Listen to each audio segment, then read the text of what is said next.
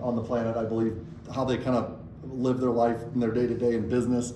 They come to work and they start doing activities, and then they start, and then if you keep doing an activity over and over, guess what? It becomes a habit, and then our habits are what produces our results. Like good habits make good results, bad habits make bad results, and it's interesting because our results will shape our values and belief system.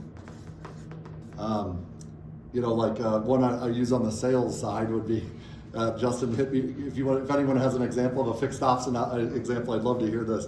But a salesperson who says leads are bad, usually because they didn't work the leads right in the first place, so then they think all leads sucks because of their results. What would be a limiting belief service advisor might have that holds their answering the phone? Okay, good example. I used to have people that would argue, oh no, well if you sell it up front, then the mechanical repairs won't get done and blah blah, and just like stop. Yep. Every customer every time tell them what they need based on time and mileage, and then in the back reinforce it. Great example. So those results shape your values, which then kind of solidifies people's behaviors. Even worse, that's when people turn from clay to stone. And then that takes you to your destination. So this is what like 90% of the population does. But what high performers, what alpha group members do is we start with the end in mind. We have a vision and we say, okay, this is where I want to go. This is where I want to take my team. And this is what success looks like. And that vision should be exciting and inspiring. And everyone on your team should know like how they fit into that and what opportunities that will create for them. So I believe there's 4 elements of a winning culture, and one of them is alignment to the direction of the company. Does everyone know where you're taking your team, and how excited are they to be on that bus? Once you have your vision, then instead of random results based off of good and bad habits, it's now you create goals, and your goals are designed to make your vision a reality. And it's funny in coaching because we always we call it a GPS. We start with the end in mind and we find out what inspires and motivates people. And then we work backwards and we set goals.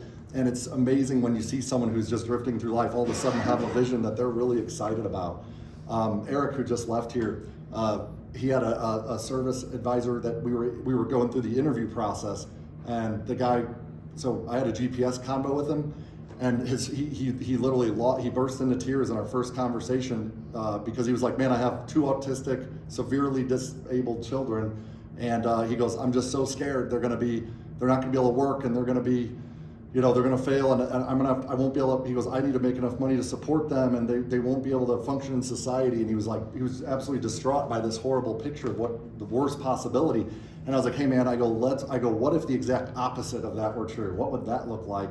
And he started telling me about that, and how his kids would find success, and they would learn and grow and be able to communicate, and they would be able to work and maybe even be self-sustaining or help take care of each other. And all of a sudden he started getting excited. And it's like we have a choice, right? We can focus on all the worst possible scenarios, and that's our default, or we can really paint a picture of what we want to create and create goals around that. And then he started setting goals tied to that ideal vision, which was like, okay, I can get them through occupational therapy and things like that. So our goals should be very much aligned to our ideal, like where do we want to end up? Be selfish, when you're thinking about where you want to end up, and then set your goals tied to that. Because then once your goals are set, you can decide, okay, what behaviors, instead of habits, right? What behaviors, the difference between habit and behaviors, one's intentional and the other one's just kind of random, it just happens. So behaviors are intentional. So once we know what behaviors that everyone needs to adopt on our team, then that's when you want to create your action plan. So I'm going to take you all, if you could please pull up the link that I sent you.